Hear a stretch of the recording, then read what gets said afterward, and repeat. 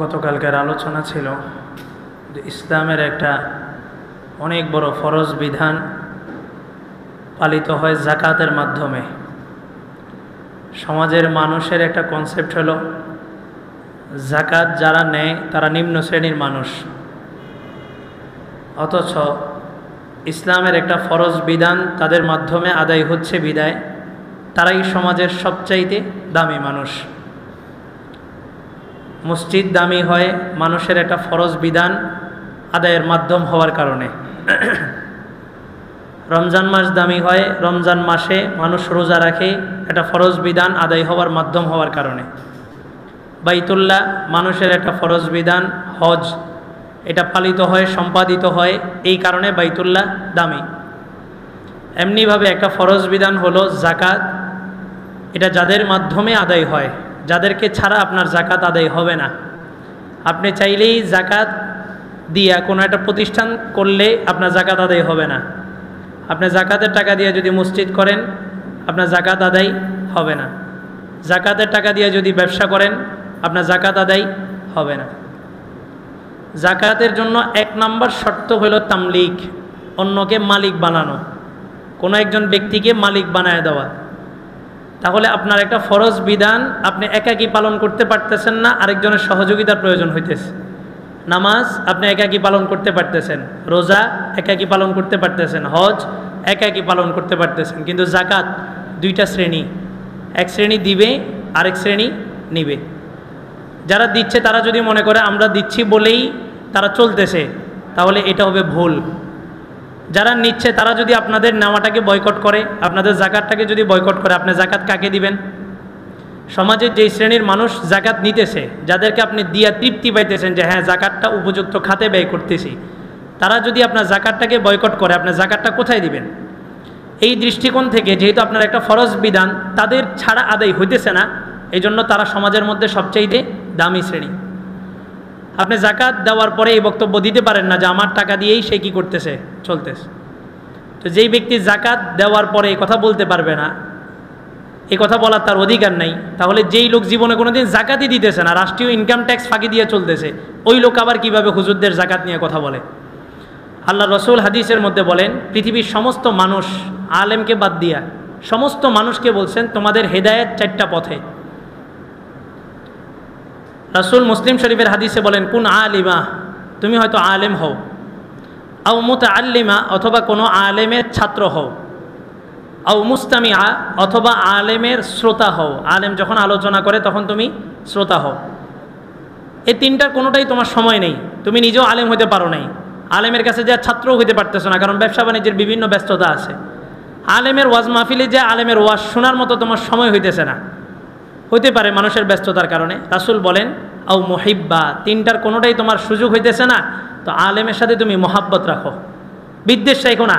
এই চারটা ক্যাটাগরি, এই চারটা ক্যাটাগরির বাহিরে ওয়ালা তাকুন খামেসা, তুমি পঞ্চম কোনো ক্যাটাগরিতে যেও না, ফাতাহলিক, পঞ্চম কোনো শ্রেণীতে যদি যাও সেটাই তোমার ধ্বংস অনিবার্য। তাইলে আপনার জন্য করণীয় চারটার যে কোনো একটাতে আপনার থাকতে হবে। এক নাম্বার, আপনি হয়তো আলেম হবেন, যেহেতু সমাজের সবচাইতে দামি শ্রেণীর নাম হচ্ছে আলেম, এই জন্য রাসূল সবচাইতে দামি শ্রেণীকে আগে আনছেন।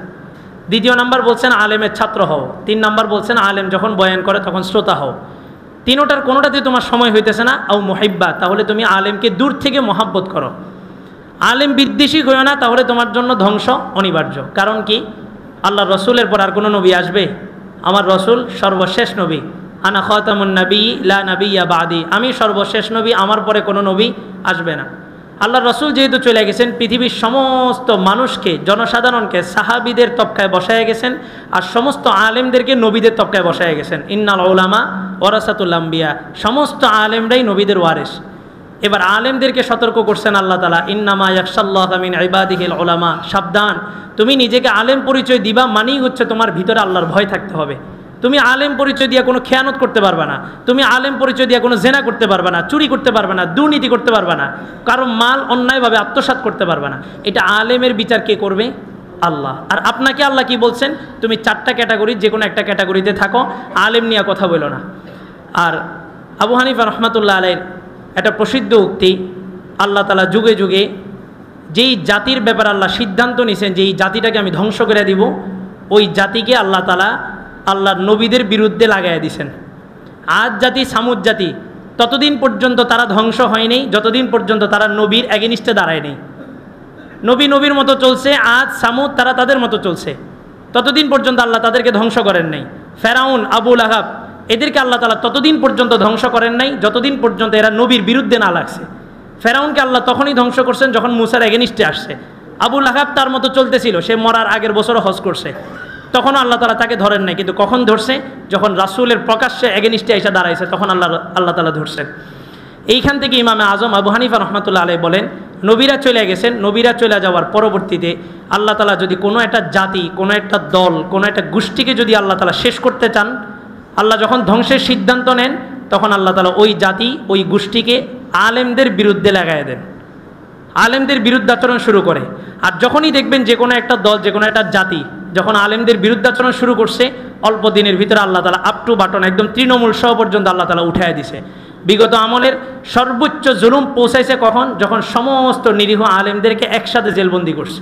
সমস্ত আলেমদেরকে, অন্যায় তাদের শুধুমাত্র একটা ছিল যে এরা আলেম, হক কথা বলে, শুধুমাত্র এই জন্য যখন জেলে ঢুকাইছে, তার জুলুমের স্টিম রোলার সর্বোচ্চ যখন পৌঁছায় গেছে, আল্লাহ তাআলা আপ টু বাটন সব কিছুকে শেষ করে দিছে।